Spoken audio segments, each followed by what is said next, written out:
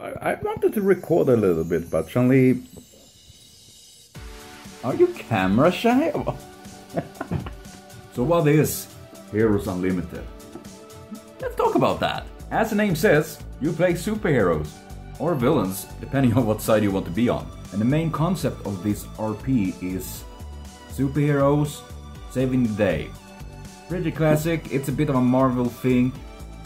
Very American, you know, when you're feeling the Marvel and comic feels to it. And honestly, that is a pretty nice thing, especially if you do enjoy that kind of things. And of course, they have taken many powers and ideas from things like Marvel and implanted them and made rules and systems for it. And that, I'm gonna say, can't have been easy, because it's easy to make certain powers very overpowered and others very not overpowered. And this game is made by a company called Palladium that have done plenty of different other things like Ninjas and Super Spies, fantasy role-playing game, and yeah, they have done quite a lot actually. And from my understanding, I haven't played the other versions and the other games. Is there able to actually using crossover of your characters? Because I assume they use similar systems, which can be quite complicated.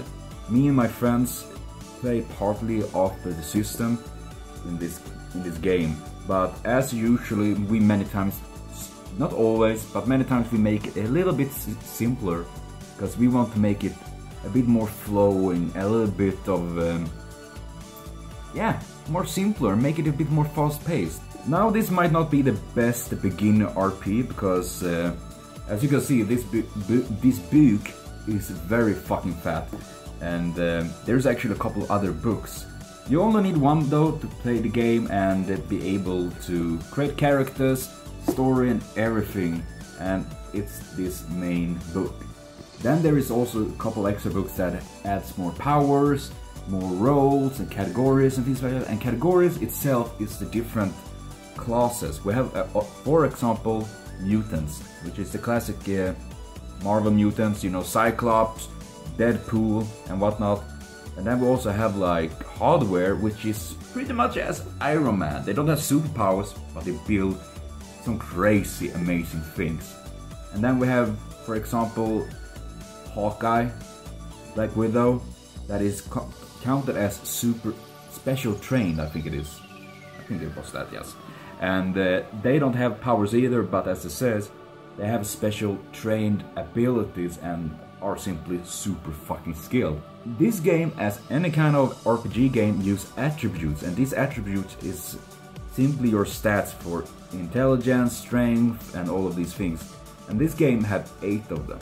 Intelligence, mental endurance, mental affinity, physical strength, physical prowess, physical endurance, physical beauty and speed.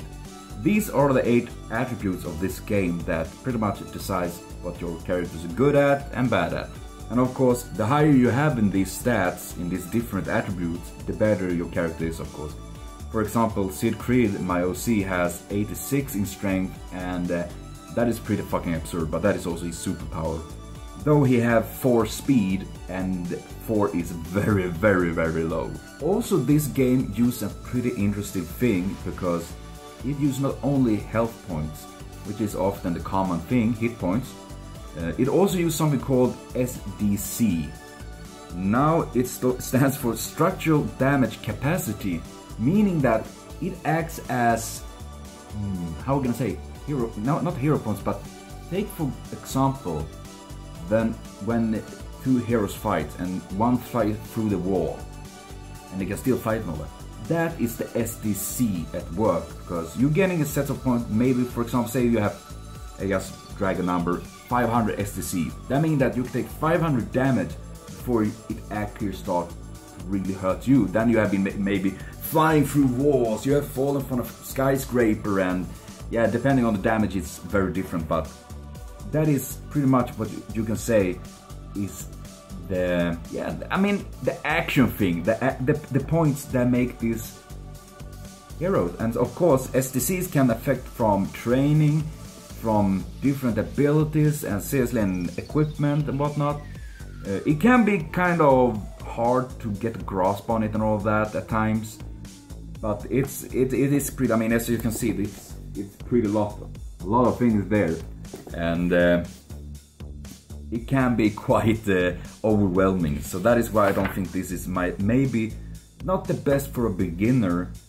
Though if you have a GM that have played this and can go through with it, it's a bit easier. But then again, it all also depends on how picky you are on the rules. Some play very rigorous of the rules. It need to be perfect. Me and my friends are generally, not always, but most of the time we do play flexible rules. That we use most of the rules, but if we find that it's hampering, it's annoying, it's a bit boring, we might skip those parts and these rules simply because we find it obnoxious, and we make it a bit simpler. Though, as I said, there's no wrong way how to play this game or NRP actually. If you want to go completely free or 110% rules, everything is fine because it's how you and your group decide to play the game. And after all, the GM has the final words. It means Godmaster.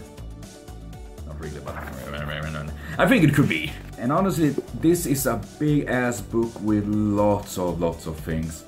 So actually it's really fun to just read it because there are so many abilities, so many things that is really inspiring. So in the end, this is all about creating your hero and fight villains.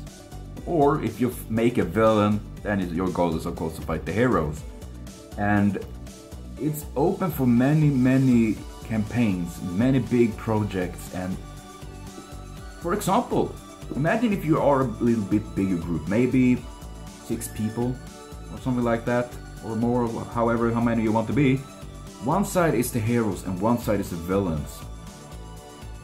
That could be something. I mean, that is just for example, having them decide who is the strongest. Which side is the strongest? And personally, I think this is a very good RP. Maybe not my favorite of all times, but it has given me many good moments, many great adventure and characters with my friends and all of that.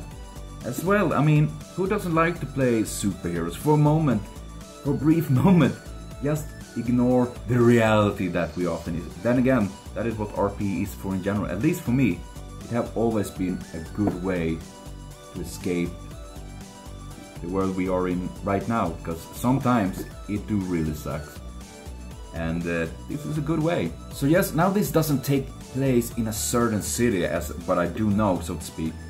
It's all up to you to decide, you that are the GM, to decide if it's gonna be maybe in one city, maybe a made-up city, maybe it's not even in its own, maybe it's part of Marvel universe, maybe it's Broken Hero Academia, because you can easily adapt the rules a little bit so it fits, for example, with Broken Hero Academia and all of that.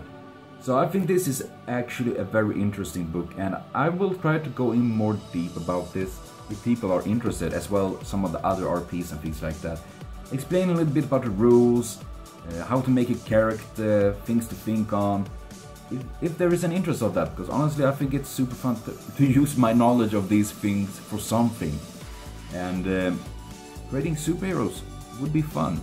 And maybe I even can be making this sometime live, making character on stream with you.